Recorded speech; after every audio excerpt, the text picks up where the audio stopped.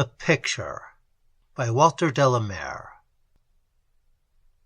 Lucia drew back overtly at last from the shelter and shadow of the crimson black-lined curtain. Its folds screened an upper window, a shallow bow in shape. From out of its small panes she had been watching her husband. In this last strange year, the first of her married life, she had learned many things about him. She had learned that his loyalty and tenderness, his unwearying, secret consideration for her, were not merely due to the funny little fact that simply could not be denied, that he was years and years older than she was, but also because he was wholly himself and, well, loved her. As she loved him, that question, as she had stood, one hand gently resting on the curtain, her dark eyes fixed, had again crept like some predatory little animal into her thoughts. Could it possibly be as much? This dreadful question of age. He seemed to be so much less apprehensive of his leaving her than was she of his going. Besides, the rounded lids above her unusually dark eyes echoed, as it were, the curve of cheek and chin. Her other hand lay on her breast. The sun shone hot on the flawed 18th century glass of the white-framed window. This room of her husband's was like a little hothouse in the sunshine of early afternoon, and presently she would draw up the black-lined crimson curtains again to keep it cool for his coming back. Another thing she had learned was that, to him, habit of spirit, mind, and body resembled the serene sky of a St. Martin's summer. Then why, instead of quietly busying himself with trowel or spud, was he merely standing looking down on a bed crammed with sweet williams in full bloom? Palest pink, auricular eye, scarlet, blood red, deepest crimson, his favorite flower. Second childhood, my dear, he had remarked more than once, as they had stood there admiring them together. I might as well be 5 again, in a holland pinafore, and my mother, hundreds of years ago. Oh yes, that was all very well, but it could not surely explain his present dejected attitude, or similar far-away ponderings, meditations, usually ending, when challenged, with an unintended sigh and a prolonged smile. A smile somehow not the less inscrutable because it was so loving. Why should loving anybody ever leave any human heart sorrowful? Whereas, pent up, hot, and reviling herself beyond words, realizing her own miserable jealousy, it now often left her not only sorrowful, but almost faint with doubt and remorse. With one sweep of her arm, she drew the curtain across the window and turned, completely concealed by it, towards the portrait again. She knew by rote every inch of it. She was letter perfect. Harriet, his first love, his first wife. The second string, of course, need not play the less sweetly because there was once a first. It is itself to blame if it jar its own music. She had married, realizing perfectly well that in every human soul there is room for 2, for 3 or 4 perhaps, and that no beloved image in a heart of any depth and fidelity can ever wholly oust or be ousted by another. She knew, too, that for weeks past she had consistently ignored what had rapidly become a sort of idiotic and even frightening obsession. Age cannot but live a good deal in the past, and especially perhaps in the company of a long-gone childhood. She didn't mind in the least complete hours stolen from her in tender remembrances of that kind, so far away and enduring, too. But shouldn't he have seen that this portrait, with its never-ceasing share of a life beyond the grave, was all wrong, and for all 3 of them?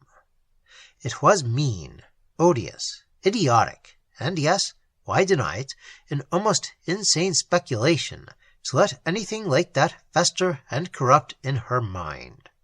And yet, in her present nerve-racked, unfamiliar condition, she could no more rid herself of this mental misery than one can immediately cure any bodily ill. She had tried, bitterly, intensely, and had failed. Day by day, to continue to enter this room, whether vacant or with her husband there, quietly reading or writing in his chair, and that smiling, painted phantom on the wall, continually surveying the scene which she had been compelled to abandon, had become an impossible burden. Merely to discover somehow, without any direct question, impossible thought, without any sinuous probings even, exactly how she stood and how she stood. This, at last, had seemed to have become a sheer necessity. She couldn't bear the suspense. If, in her present condition, it could not be satisfied, well, how live on, like this? Once a busy spectre begins to frequent the mind, you never, she had discovered this long ago, you never know even yourself what devils it may not at length invite in. Her husband's thinning face, those tranquil grey-blue eyes that had yet recently shown so many marks of weariness, what were they concealing? What could they be concealing, except thoughts, remembrances, and perhaps even gnawing regrets, which she could not possibly share?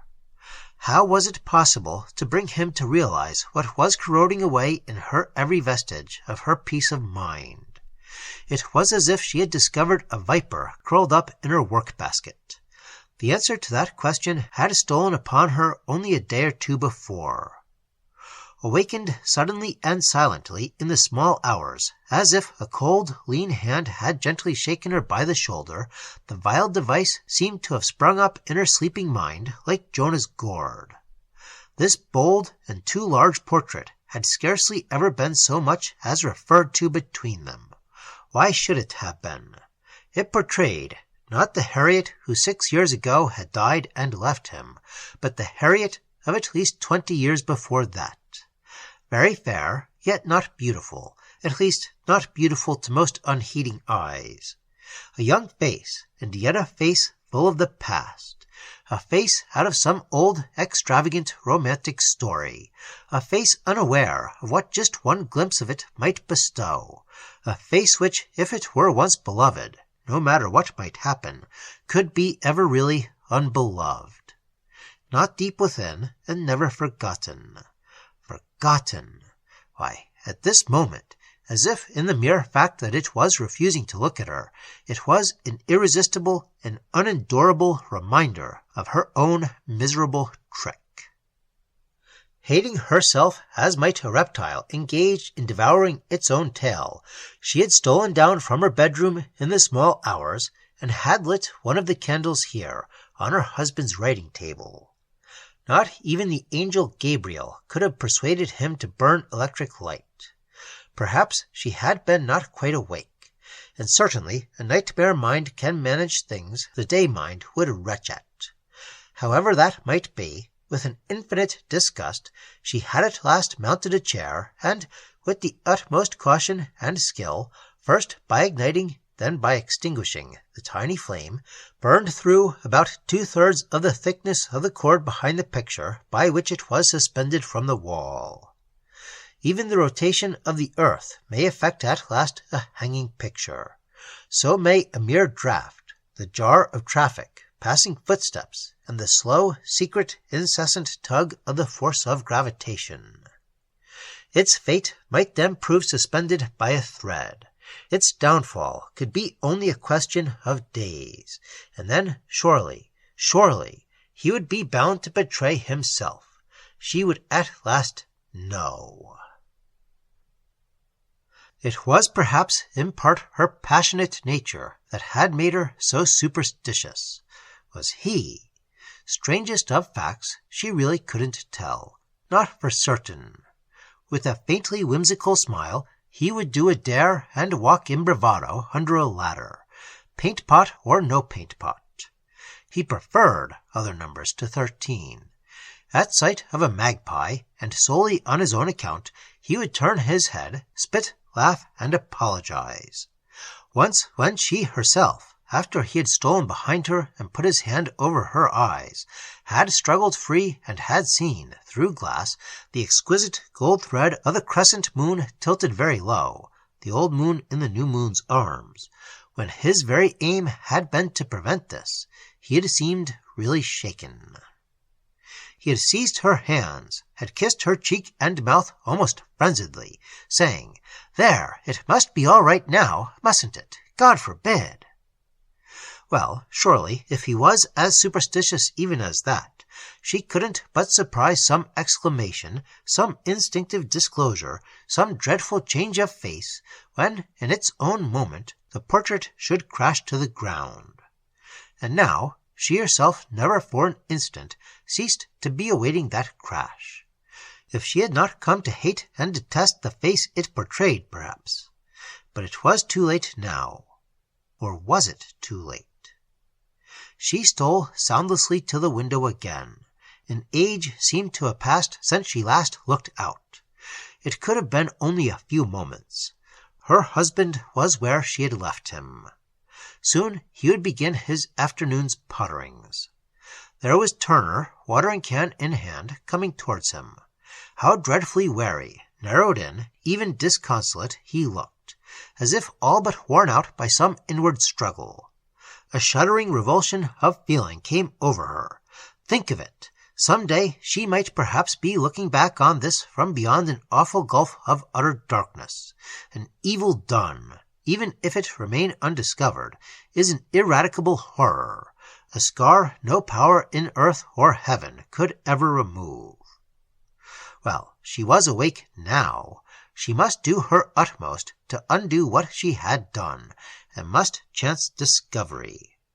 Trembling knees and hands, she dragged up a chair, mounted it, and with both arms extended, attempted to lift the portrait from the wall. To snap and reknot the string while it hung there was out of the question, but the frame was heavier even than she had expected. The cord refused to unloop itself from its hook. Her heart continued, steadily thundering against the cage of her ribs. She tried again, and was compelled to desist. Very gradually she allowed the portrait to slide down the full length of the cord again, but the strain was too great, and even as, with the murderous splintering of glass, it crashed to the floor, she heard his step along the corridor outside. In sheer panic, she leapt from the chair, stumbled, all but fell, attempted to escape, and met him full in the doorway. "Why, my dear, you poor thing! What's wrong? What's the matter?" Her teeth were chattering. She had begun to hiccup. I tried! She was almost shouting at him. "I had been watching you. I was anxious about you. Don't look. Come away. It was a miserable deception. Worse. I can't bear it." "Watching me," he repeated. Couldn't bear it. Can't bear what? His face had gone a deadly gray, even his lips. Just that. My own dear, loving thing. How can that matter? Anxious about me. I should have to have told you soon, but I don't understand. Why, only a week or two ago You know how mere time wears out everybody, and now, he added, turning towards the wall, this horrible thing has happened. It must have startled you to death. Still clasping her hand, he stooped over the portrait, lying face downwards on the floor, and lifted the end of the severed cord. No attentive eye could have been deceived by that. "Why," he began meditatingly, "how queer! That's not an ordinary.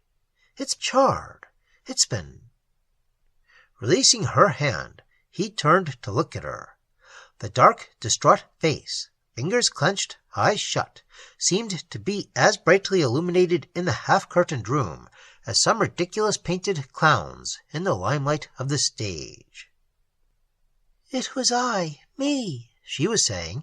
"I fancied I must go now. What did you mean by I should have told you soon? Not that. She nodded her head towards the fallen portrait.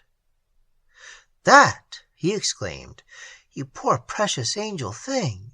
My dear, that! Why, I hadn't a notion. It was only the letter that was enclosed with Dr. Brown's. I fancied you had guessed it had not been very favorable. But, my own dear, we had both foreseen it, known it, realized it underneath, hadn't we? When one is so old, well, one can't go on indefinitely." The words ceased. He was gazing at the back of the picture. "What a lucky thing," he added, smiling up into her face, "that we knew all along things weren't quite